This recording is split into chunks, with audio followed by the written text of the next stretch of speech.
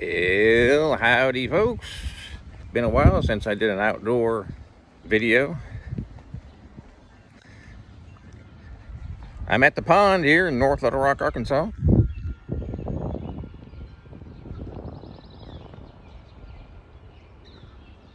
I got to get my walking in. I usually walk 3 or 4 days a week.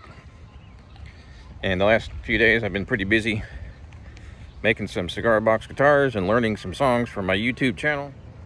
Wanted to run a few things by you and get your thoughts as far as that goes. So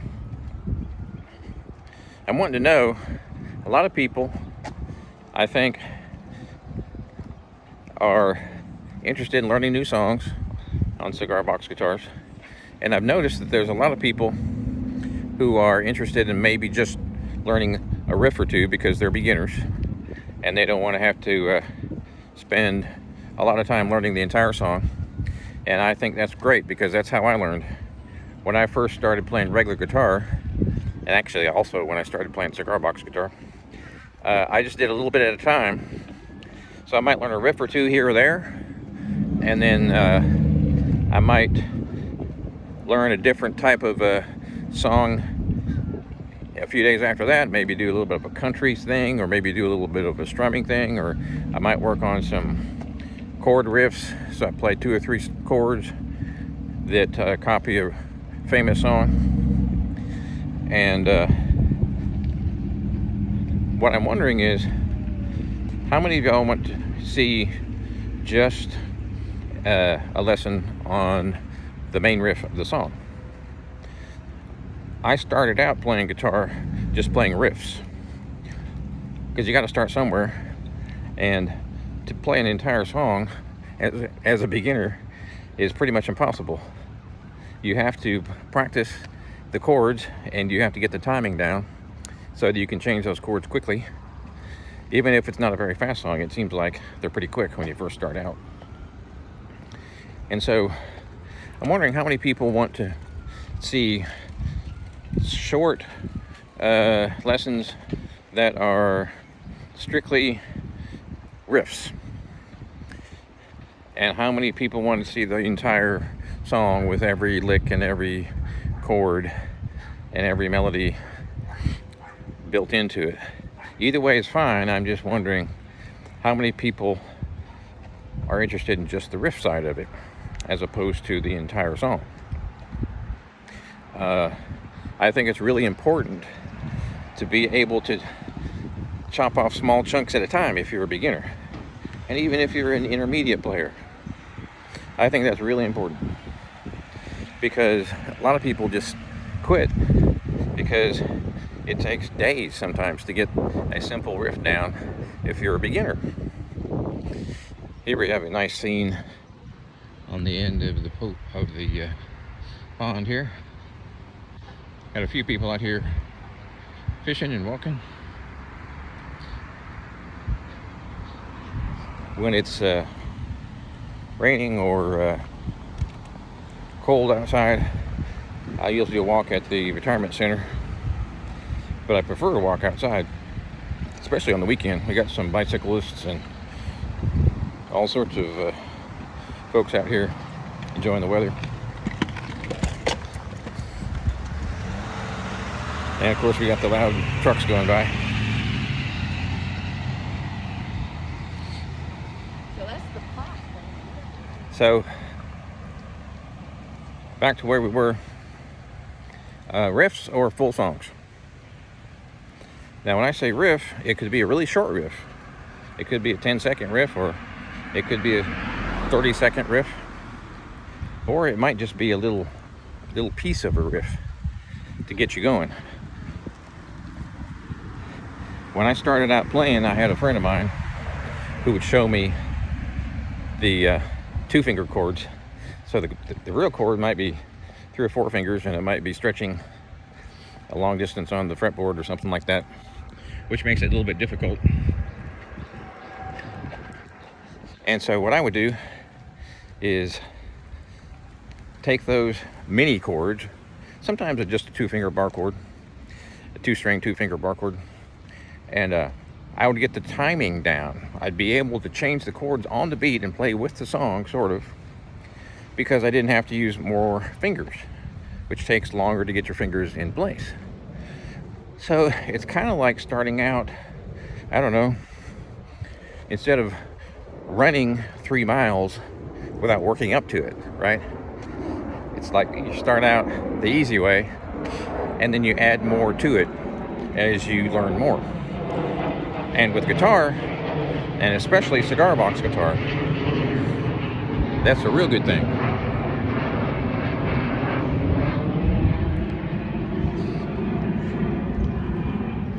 Because it's not like piano where all the notes are equidistant apart and they repeat over and over on the keyboard. On a stringed instrument, notes are everywhere and chords are everywhere. And it's seemingly random. But riffs will get your fingers moving and they'll help your timing. Just playing simple riffs. You can play them just for 3 or 4 minutes and then go to bed, and tomorrow play them on a cigar box guitar in maybe a different key, so you slide up the fretboard, and all that is good practice. So some people, they request a full song and then they get bogged down on some part of it and they get kind of frustrated, and if they do that often enough, sometimes they'll just quit altogether. And I don't want that, because I was there when I was a kid. You have to be excited about learning. And to be excited, you have to enjoy some success. It might just be a little chord over here, or a little note over there, or a melody over here. As long as you have success, then you're progressing, and that makes you feel good. So you keep on practicing and keep on adding parts to it. Sort of like when you paint. My sister is a painter. She's an artist. And oftentimes she'll start painting and then change what she was doing. And maybe sometimes she'll just start all over. She'll just erase the whole thing and start from the top and create something all completely different, which kind of parallels playing guitar. Because if you can't do one riff, or if you're frustrated attempting one specific riff or lick, then you can try other ones, different ones, that are completely different fingerings and maybe different location on the fretboard. And it could be something real basic, but that will get you excited and hopefully keep you experimenting from there. So back in the day, I did that with 2-finger bar chords on the 6-string guitar. And I would take these riffs that were technically the same chord name, but they were simple bar chords as opposed to a 6-string bar chord. So I used 2 fingers on 2 strings, and then helped me with my timing, even though it wasn't technically exactly like the original recording. So I did these little riffs instead of the whole song, A, and B, I did the 2-finger bar chord riffs as opposed to a 3 or 4 or 5-finger bar chords and moving them up and down the fretboard. It didn't take all that long to get to the point where I could actually do the full bar chord and move them up and down the fretboard. So anything that allows you to progress at any tempo or any speed is good. So don't feel like you're a failure if you're doing the song or the riff the quote easy way, because that's better than nothing. Let's take a look over here.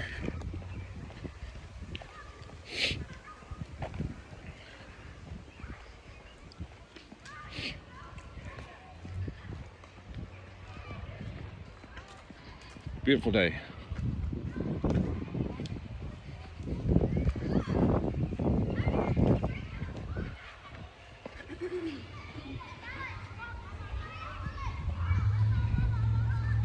Got some folks up there playing. Looks like sometimes they have some soccer going on out here. Right now, don't see any soccer happening or baseball. I'm in Sherwood, Arkansas, which is part of North Little Rock. Well, no, technically I'm not in Sherwood, but I'm close to Sherwood. It's sort of like a neighborhood of North Little Rock, Arkansas. And I grew up in Little Rock, which is across the river. And moved to Austin 1991, came back in 2004, and bought a house in North Little Rock, Arkansas, which is across the river from Little Rock. And it's virtually like the same city. You can't really tell. If you've never been here before, you would not know that you've just passed through Little Rock and you are now in North Little Rock. But it's a cool little place. Folks are nice, and there are a few places to play some music. Not as many as I would like, of course, but hey, there's always room for improvement. So let me know your thoughts on that. And as far as your song requests and your choice of either doing a riff or a full song. Now keep in mind, a full song is going to require more time on my end as well, not just on your end. For instance, a song that you might have heard a million times that sounds pretty simple can actually take a while because you have to jump your fingers around. Sometimes if the song is doesn't even have to be very fast, you might have to jump from the 3rd fret to the 7th fret real quick. That takes a while to get down, and even if you're doing the 1-finger bar chord. But I'd be interested to know your thoughts on full song versus riff lessons. If you are a beginner, I would definitely recommend riffs, at least for a certain period of time, because that'll get you going a lot quicker, and I think you'll have more success. And that's what it's all about, is success, right? The more you practice, the more success you have. And if you're trying to play the song exactly like the original recording, and you're looking up the chords on the internet, and it's slow going, what you can do is look up some alternate versions of those chords, and you'll find that every chord that's difficult, there are other options to make that same chord, which potentially, not always, but potentially can be easier. So let me know your thoughts on that, and any other questions you have as far as the lessons and what songs you want to learn and what artists and so forth. I'm getting a lot of emails, and that's good. I like to keep up with what you all want, because I'm having fun doing it, but I want you to have fun learning at the same time. So we will see you next time. I'll give you a couple of shots here as we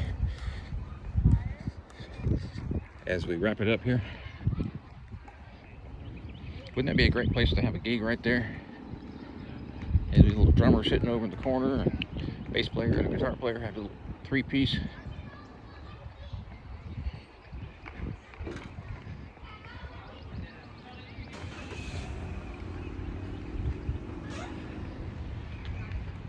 This is kind of cool. This little, looks like a birdhouse. People put books in here for other people to read, and then people take them home, and then when they're done reading them, they put them back in the birdhouse for other people to pick up. Very hippie. I love that. Reminds me of 1967.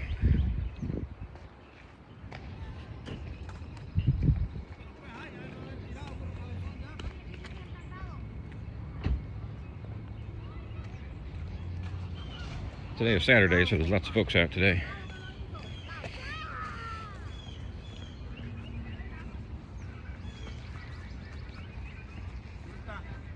Pretty humid today. I have a feeling by the time I get back home in another 45 minutes or so, I'll be drenched.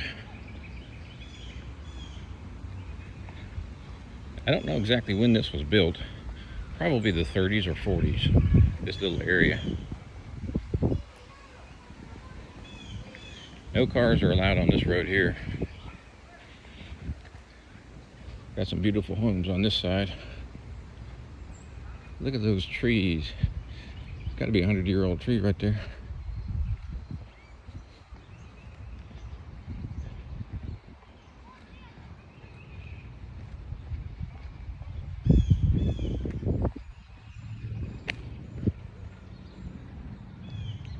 One of these days I'm going to talk to these folks and see if we can rent the place and maybe have a gig out here.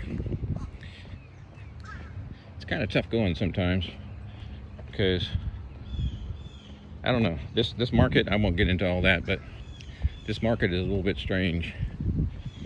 The city, while it doesn't specifically ban live music outdoors, a lot of different places you have to pay them, of course, a fee if it's on state or city property, which makes sense.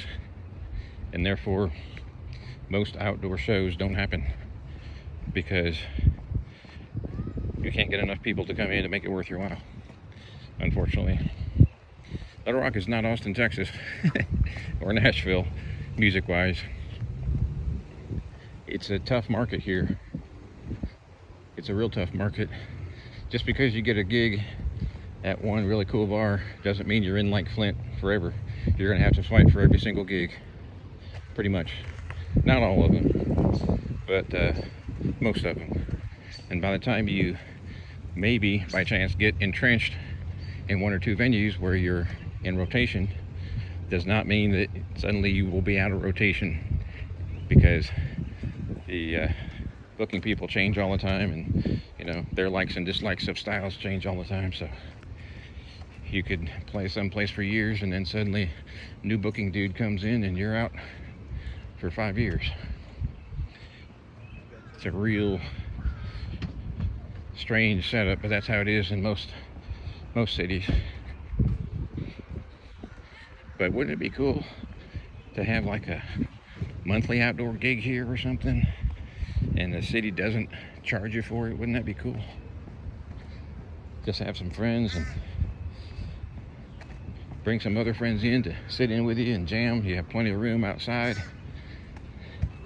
Bring like, you know, a couple of drum kits and just rotate the people around so everybody gets a chance to play. You don't even have to charge a cover charge, and you don't have to pay them for the location. Of course, probably if that ever did happen, then you'd have so many people out here playing that it would get to be too loud, and then the old folks would be scared that they're going to get mugged or something. You know how it goes. So, with that, I'll let y'all go, and we'll talk to you next time.